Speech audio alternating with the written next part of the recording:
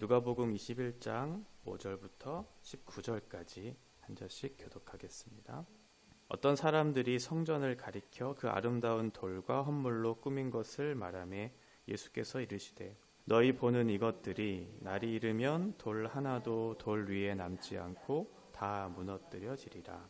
그들이 물어 이르되 선생님이여 그러면 어느 때에 이런 일이 있겠사오며 이런 일이 일어나려 할 때 무슨 징조가 있사오리까? 이르시되 미혹을 받지 않도록 주의하라. 많은 사람이 내 이름으로 와서 이르되 내가 그라하며 때가 가까이 왔다 하겠으나 그들을 따르지 말라. 난리와 소요의 소문을 들을 때 두려워하지 말라. 이 일이 먼저 있어야 하되 끝은 곧 되지 아니하리라. 또 이르시되 민족이 민족을 나라가 나라를 대적하여 일어나겠고 곳곳에 큰 지진과 기근과 전염병이 있겠고 또 무서운 일과 하늘로부터 큰 징조들이 있으리라.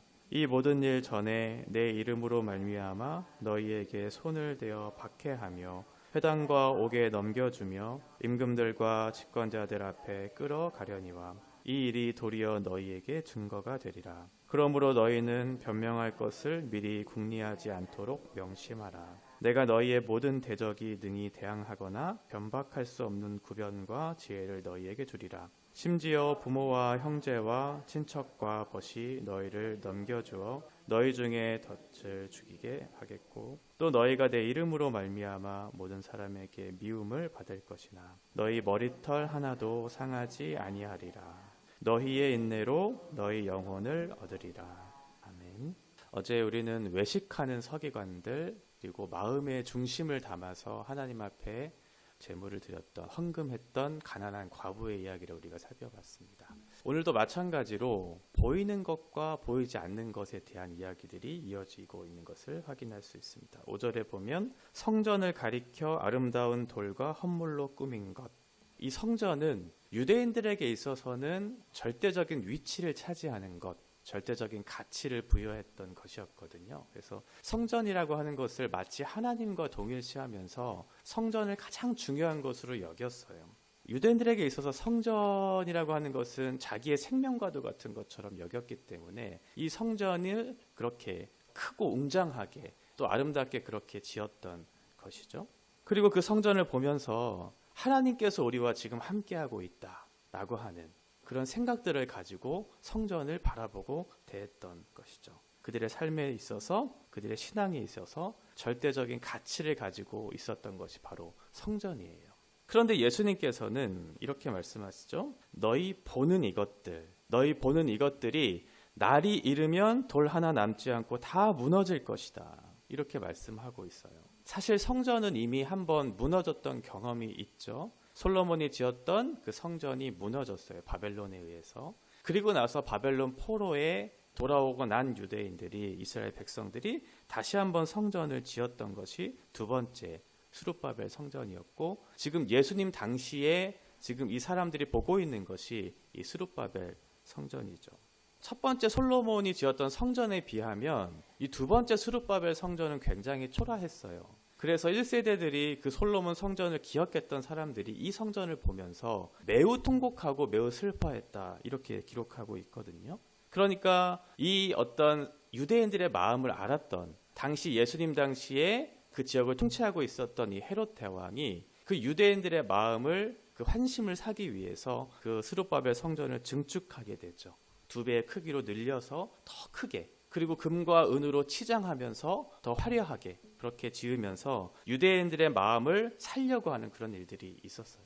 왜냐하면 이 헤롯 대왕은 에돔 출신이었기 때문에 이스라엘의 왕으로서의 정통성을 인정받지 못했겠죠. 그러니까 그렇게 해서라도 지금 유대인들의 마음을 사기 위해 성전을 증축하고 아름답게 치장하는 일들. 그만큼 유대인들에게 있어서 이 성전은 굉장히 중요한 의미를 갖고 있었기 때문에 그래요. 그러나 예수님께서는 이 성전 또한 무너질 것이다. 이렇게 말씀하고 있죠.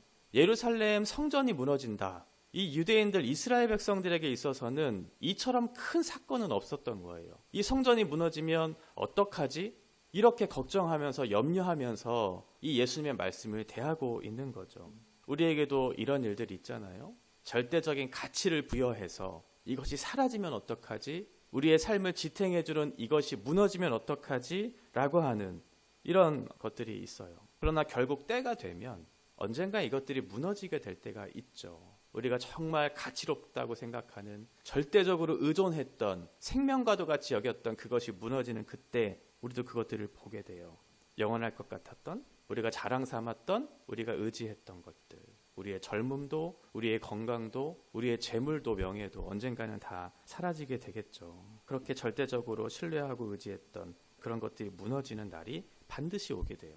그러니까 너희는 젊음을 자랑하지도 말고 재물을 의지하지도 말고 내일의 날이 나의 날이 되어야 한다고 그렇게 생각하지 말고 오늘 우리에게 주신 삶의 의미를 잘 생각하고 오늘 하루를 어떠한 가치를 쫓아 살아갈 것인가를 기억하면서 오늘 하루를 살아내야 되겠죠. 이런 현실이 무너지려고 할 때 우리는 어떻게 해야 하는가? 7절에 보면 제자들이 물어요. 선생님, 언제 이런 일이 일어납니까? 그리고 그 징조는 무엇입니까? 이렇게 묻죠.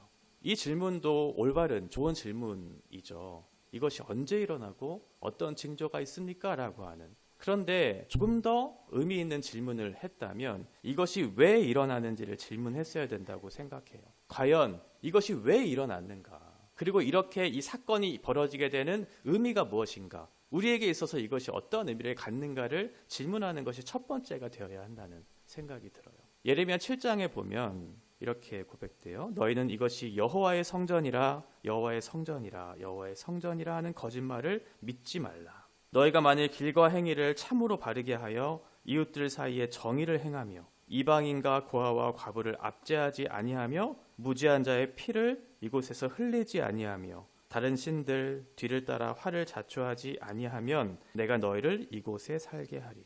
너희가 성전을 가지고 있으면 뭐하냐? 너의 삶이 바르지가 않은데, 너희가 지금 정의를 행하고 있지도 않고 이방인과 고아와 과부를 압제하고 있는데 무슨 여호와의 성전이라고 말하느냐? 아무리 아름다운 돌과 헌물을 바쳐서 이 건물을 짓는다 할지라도 이것이 무슨 의미가 있느냐? 예수님 말씀하고 있는 거죠. 어떤 성전이 중요한 것이 아니고 중요한 것은 사람이죠.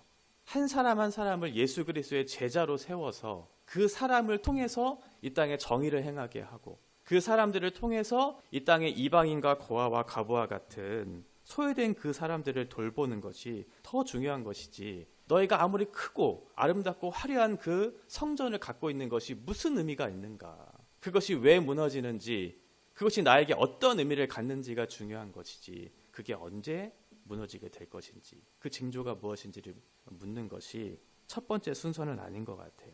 그러면 이렇게 현실이 무너지려고 할 때 우리는 어떻게 해야 하는가? 첫 번째로 우리에게 가르쳐 주시는 것은 미혹을 당하지 말도록 주의하라 말씀하고 있어요. 속여 진리를 떠나는 일들이 일어나게 된다는 거죠. 그래서 너희의 눈을 가리우고 어둠 속에 너희가 헤매고 두려움에 떠는 일이 있을 것인데 그렇게 되지 않도록 너희가 깨어있으라 이렇게 말씀하고 있는 거죠. 메시아를 사칭하는 많은 사람들이 일어나게 될 거예요. 그리고 거짓 교훈을 우리에게 가르쳐 주면서 이것을 따르라고 이렇게 권면하는 많은 사람들이 일어날 텐데 너희는 그 거짓 미혹에 빠지지 않도록 그것을 경계하라고 예수님 말씀하고 있어요. 그들이 잘못된 거짓 교훈을 우리에게 가르쳐 줬을 때 그것에 속지 말아라. 그것을 따르지도 말아라.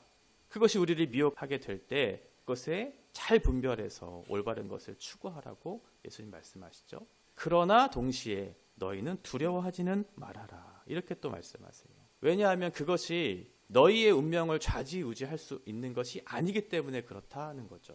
그것을 두려워하지는 말아라. 너희에게 거짓 것으로 속이고 미혹해서 마치 그것이 진짜인 것처럼 너희에게 속여 그 어둠 속에 빠지게 할 그 많은 거짓 교훈들이 있을 때 너희는 속지도 말고 그것에 두려워하지도 말아라. 민족이 민족을, 나라가 나라를 대적하고 지진과 기근과 전염병이 일어나고 무서운 일들, 큰 징조들이 일어나는 그때, 그동안 너희들이 붙잡았던 절대적인 가치들이 무너지는 그때에도 너희는 두려워하지 말아라. 왜냐하면 그것이 너희의 운명을 좌지우지할 수 있는 것이 아니다. 이렇게 예수님 우리에게 말씀하고 있죠. 이러한 일이 있기 전에 내 이름으로 인해서 너희가 박해를 받게 되는 일이 있을 것이고 재판을 받고 옥에 가두어지는 일들이 있게 될 것이다. 그래도 너희는 두려워하지 말아라. 당황하지 말아라. 오히려 이것을 너희의 좋은 기회로 삼아라. 이렇게 말씀하고 있어요. 너희에게 변론할 기회가 주어질 때, 예수 그리스도의 복음을 증언할 수 있는 기회가 주어질 때 이것을 기회로 삼아 그들에게 참된 예수 그리스도의 복음을 증언하는 그런 일들을 감당해라. 내가 너희에게 그 말을 변론할 말을 줄 것이고 지혜를 줄 테이니 그것을 통해서 예수 그리스도를 전하는 그런 기회로 삼아서 참된 복음이 무엇인지를 너희를 통해서 이 땅에 드러내라고 우리에게 말씀하고 있어요. 그리고 가족들, 가장 가까운 친구들, 이런 사람들이 너희를 배신하게 되는 때가 있을 것이다. 많은 사람들로부터 나 때문에 너희가 미움을 당하게 되는 그런 일들도 있을 것이다. 그러나 걱정하지 말아라. 그것이 너희의 머리털 하나라도 상하게 하는 일이 없게 예수님께서 지켜주실 것이라고 예수님 말씀하시죠. 이 땅에서는 비록 환영받지 못하고 때로는 죽음이 우리의 현실 앞에 닥쳐오는 때도 있어요. 그러나 예수님 말씀하시죠. 걱정하지 말아라. 왜냐하면 너희에게는 영원한 생명이 있기 때문에 그렇다. 그 영원한 생명을 붙잡고 이 땅에서 주어지는 여러 가지 환난과 어려움 속에서도 인내하면서 믿음을 지켜서 끝까지 그 영생의 그 기쁨을 포기하지 말아라 라고 예수님 우리에게 권면해 주고 계시죠. 거짓 교훈에 대한 많은 혼란스러움들이 있고 또 미래에 대한 염려들이 있어요. 그렇다고 해서 주님께서 우리에게 주신 이미 우리가 얻고 있는 그 생명을 누리지 못하는 것처럼 어리석은 일들은 없죠. 그 어리석음에 빠지지 말고 우리가 믿는 바 진리 위에 굳건하게 서서 이 땅에서와 또 천국에서 영생의 기쁨을 잃지 않아야 되겠죠. 우리는 이미 보았고 이미 알았고 이미 얻은 사람으로서 이 땅에서 일어나는 환난, 또 우리가 개인적으로 당하는 핍박, 수많은 박해 상황 속에서도 그것이 우리를 상하게 할 수 없음을 기억하면서 오히려 그것이 우리에게 증거가 됨을 인하여 우리가 기뻐할 수 있는 그런 사람들이 되어야 하겠죠. 우리는 영원한 생명을 얻었고 주님께 속한 사람들이기 때문에 그래요. 언젠가 우리가 의존했던 것들이 무너지게 될 때, 그 현실을 보게 될 때 우리는 걱정하지 않고 두려워하지 않아도 돼요.